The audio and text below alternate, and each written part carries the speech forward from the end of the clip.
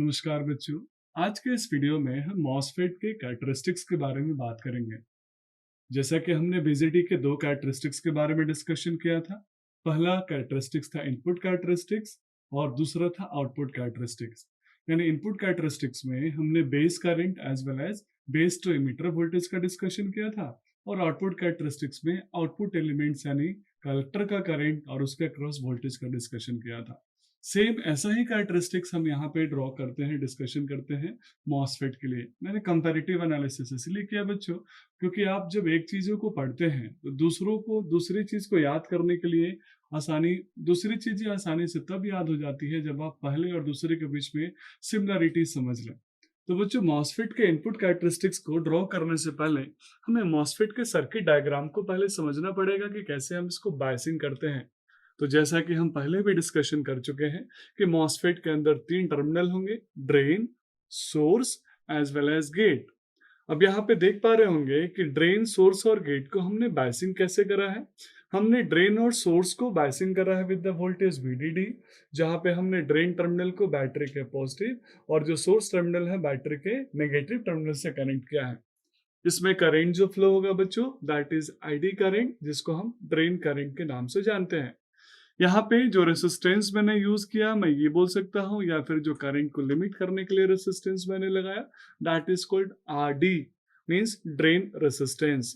Similarly बच्चों, मैंने gate terminal और सोर्स टर्मिनल के बीच में बायसिंग करे। कैसे की बायसिंग? मैंने गेट टर्मिनल को बैटरी के पॉजिटिव और सोर्स टर्मिनल को बैटरी के नेगेटिव से कनेक्ट किया और इसको मैंने नाम दे दिया VG वोल्टेज। इससे जो करंट निकलेगा, गेट का करंट, उस करंट की मैग्नीट्यूड नॉर्मली बीजेटी के करंट के बेस करंट के मुकाबले कम होती है और इसी रीजन से यहाँ मुझे इसको लिमिट करना होता है और हम लगाते हैं यहाँ पे रेसिस्टेंस यानी R। बच्चों, यहाँ मैंने गेट और सोर्स के बीच में जो वोल्टेज अक्रॉस कैलकुलेट किया है, that is called VGS। Similarly जो मैंने ड्रेन और सोर्स के बीच में वोल्टेज कैलकुलेट किया है, उसको मैं VDS के नाम से भी बोल सकता हूँ, दैट इज कॉल्ड VDS। अब आइए बच्चों, इस सर्किट डायग्राम की मदद से मैं सबसे पहले कैरेक्टरिस्टिक्स को ड्रॉ करता हूं, जिसको हम इनपुट कैरेक्टरिस्टिक्स भी बोलते हैं और कहीं कहीं बुक्स में आपको ट्रांसफर कैरेक्टरिस्टिक्स के नाम से भी लिखा मिलेगा। तो बच्चों, यहाँ पे आप देखेंगे जो ID करंट लिया मैंने, that is called drain current, और जो वोल्टेज लिया VGS, मींस जो ड्रेन का करंट था ID वो ले लिया मैंने, और गेट टू सोर्स का जो वोल्टेज था वो VGS मैंने वो कैलकुलेट किया।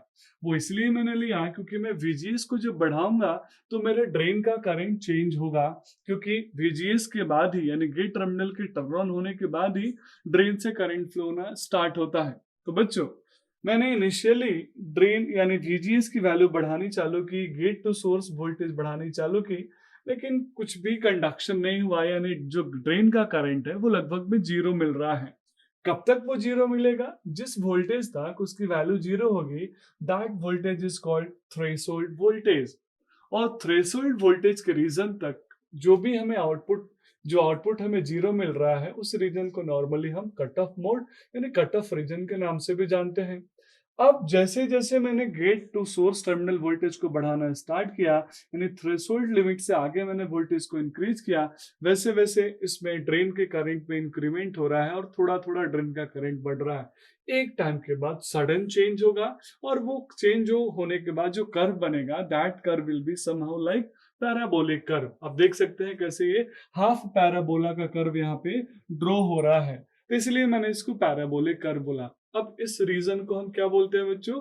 जो हमने उसमें बीजेटी में भी पढ़ा है, इस रीजन को हम बोलते हैं सैचुरेशन रीजन। तो यहाँ बच्चों आप देख सकते हैं कि ड्रेन का करंट जिस वोल्टेज पे हमें मिला, उस वोल्टेज को हम बोलेंगे थ्रेशोल्ड वोल्टेज, क्योंकि थ्रेशोल्ड वोल्टेज से पहले जो ड्रेन का करंट है वो लगभग में जीरो है, और थ्रेशोल्ड वोल्टेज एक बार अचीव कर लिया तो मेरा मॉसफेट है उसका ड्रेन करंट सडनली इंक्रीज होने लगता है, और यही रीजन है कि इसके बाद हमें आउटपुट के फॉर्म में ड्रेन करंट मिल रहा है। तो that's all about input characteristics of MOSFET. अगले वीडियो में हम आउटपुट कैरेक्टरिस्टिक्स के बारे में डिस्कशन करेंगे।